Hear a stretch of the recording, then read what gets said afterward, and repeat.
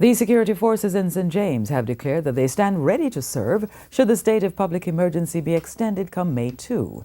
Assistant Commissioner of Police Elon Powell, while not admitting that an extension might be necessary at this time, hinted at the possibility of an extension. The state of public emergency in St. James, which was declared on January 18, expires in 6 weeks.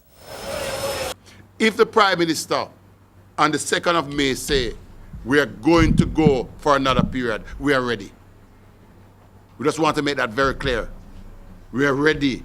Whatever the period is, we are ready because St. James must see law and order restored.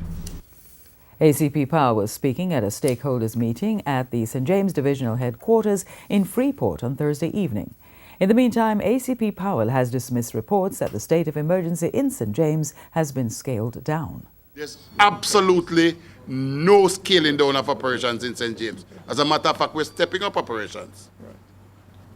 We have not lost any resource to Kingston, to St. Catherine. We still have our duties here, and we're continuing to do our duties. Murders have declined by 69%, while 20 guns have so far been seized in St. James since the declaration of the state of public emergency.